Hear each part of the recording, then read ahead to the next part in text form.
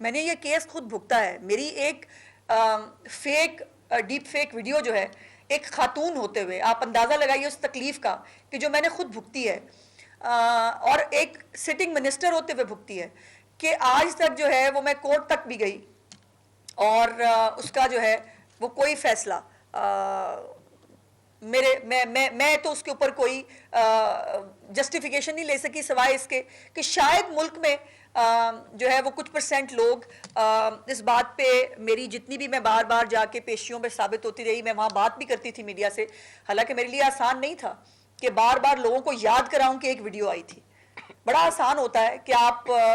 चुप हो जाएं और वो चंद दिनों में बात किल हो जाती है, लेकिन मेरी बेटी ने जो मुझे इनकरेजमेंट दी कि आपको इसके लिए फाइट करनी चाहिए,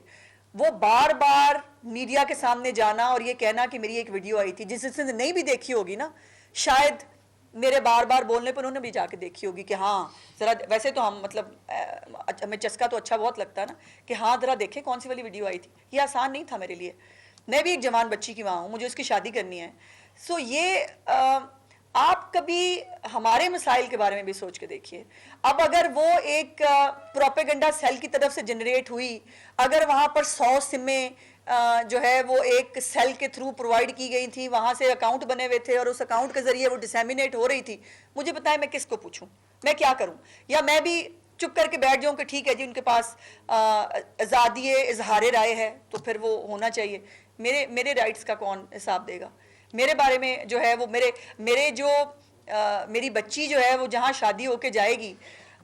उसके शायद इमीडिएट फैमिली में तो लोगों को यकीन आ जाए कि ये डीप फेक वीडियो थी, शायद उनके किसी रिलेटिव्स के दिमाग में हो कि शायद ये वीडियो सच भी हो सकती है। किसी को इस तकलीफ़ का एहसास है, किसी को इस परेशानी का एहसास है जिससे इस डिजिटल दौर में हम गुजर रहे हैं। तो मेरी आपसे रिक्वेस्ट ये है कि उस केस को भी ग्लैमराइज किया जाता है, उस केस को भी सोशल मीडिया के ऊपर मुझे बड़ी तकलीफ होती है जब वहाँ उस केस में मुलविस लोगों को हीरो हीरोइन बना के पेश किया जाता है। आज ये पेशी हुई और फिर वहाँ खताब हो रहा होता है, यहाँ पे